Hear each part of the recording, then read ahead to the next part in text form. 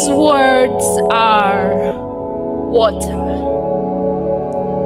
At the scent of water, dead dreams will surely bud, but not by your vain toiling. You see, the only work I ask of you today is the work of belief.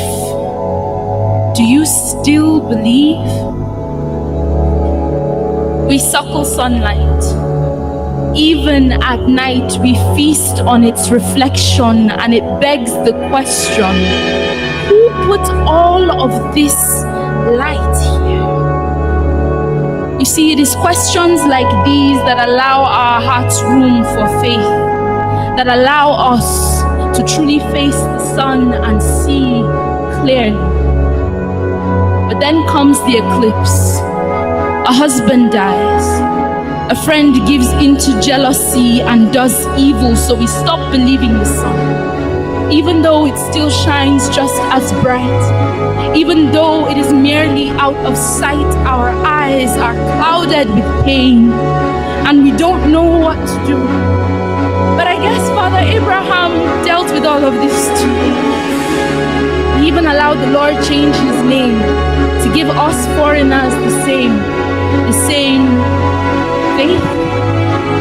I guess he didn't know how to ignore his wrinkled body, his age. So when God gave him a promise, he believed. And after this promise was received, God asked him a question. Some might call it cruelty, but I call it a question. Do you still believe enough to take your son to a hill and slaughter him at dawn? Enough to let go of the thing that gives you the most joy? See, I pray that one day we all might have the same faith. Place our being in a God that breathes life into sand, that makes our souls understand that they are soil for the planting of good seeds, for the reaping of good deeds and good desires. Who can make a way of escape from a fire? Who can stop the dead from dying? Who can make a sinner righteous after all her tired trying? See, I have learned that as glorious as my Father was on this earth, there is one even greater, one from whom all his beauty stems, from whom all his laughter flows.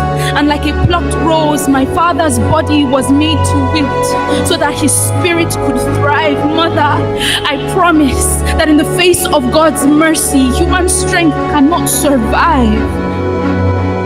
In this place, we see that my Father is in a place where roses do not wilt, waiting for us to join him with the same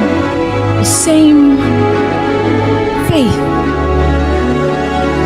So when whole nations are at war, our hearts will know peace. When our home is no more, our lives in heaven will not cease. See, salvation is first a promise and then a question. Some may call this question cruelty, but I call it a resurrection, because the dead bodies breathe again. The dead visions too. And see, this is what I invite you to.